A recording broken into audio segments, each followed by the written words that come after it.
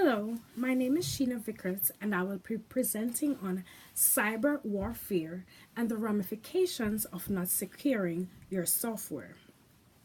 Technological advances drive changes in society, economics, and warfare, thereby creating cyber warfare.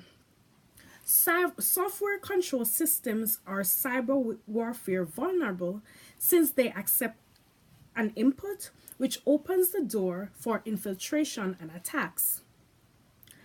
Attacking the software in a system is a revolutionary method of pursuing war, creating cyber warfare. The increase in the use of corporate networks and cloud computing provides convenience to botnet builders to launch cyber warfare as resources are consolidated in one target. Cyber activities have become an indelible facet of contemporary warfare as terrorists and insurgent groups benefit from the use of the internet to recruit fighters and to finance operations.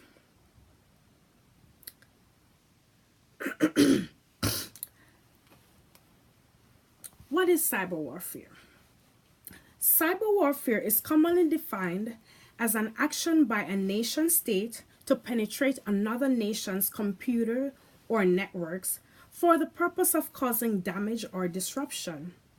In cyber warfare, countries could use information technology to do espionage, to gather intelligence, conduct attacks on opponents, financial and power infrastructure, or destroy enemy command and control facilities during physical attacks.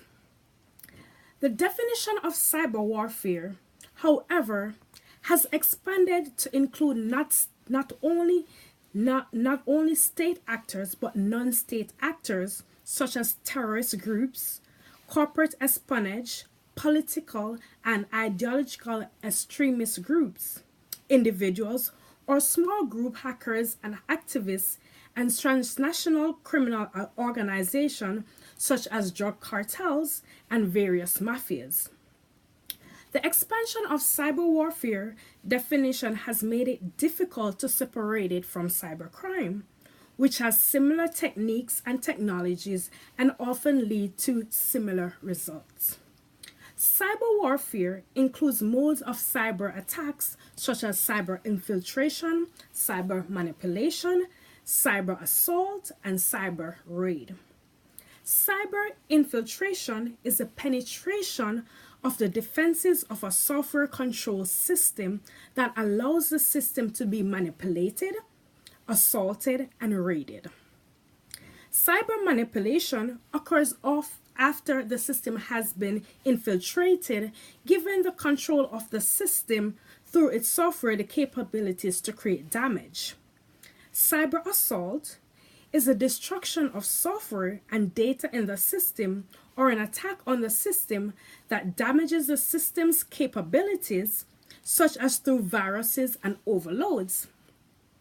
Cyber raid is a transfer, destruction, or alteration of data in a system, such as stealing email or taking passwords from a mail server.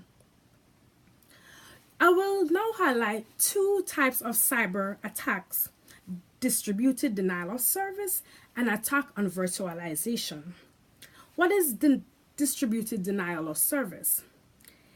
Distributed denial of service attacks use multiple compromised systems, collectively known as botnets, that are usually infected with a Trojan virus.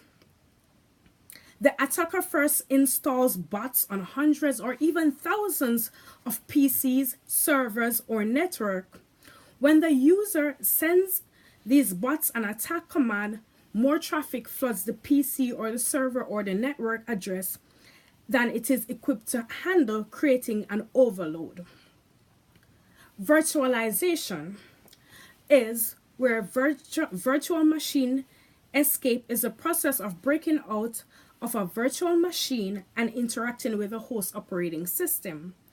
In this, the attacker runs its program in the virtual machine, breaking the isolation layer to run with a hypervisor's route privilege instead of with the virtual machine privilege.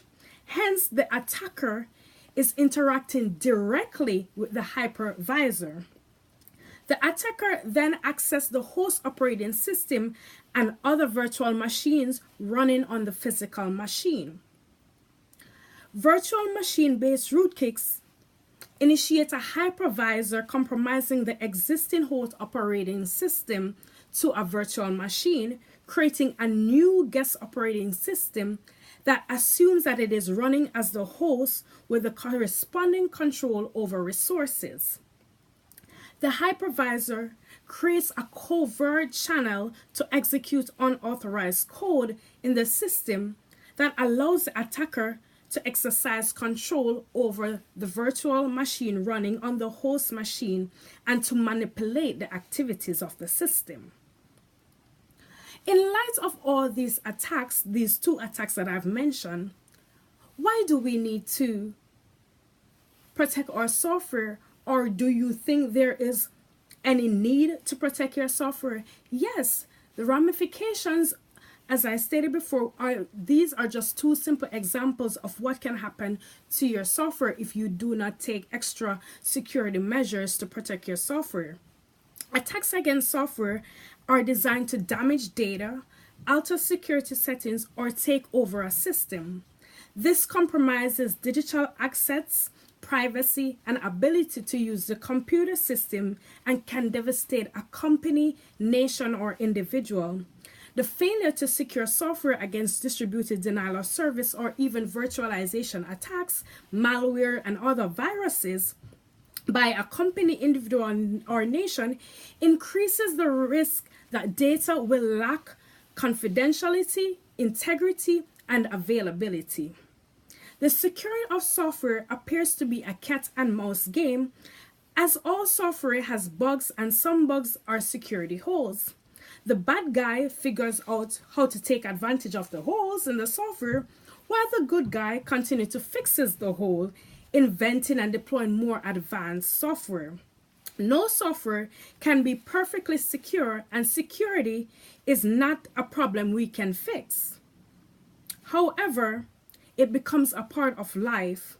In the physical world, we put locks on our doors and use alarm system. So it is in the cyber world. It is better to stop the problem before it starts than to deal with the ramifications after. Thank you.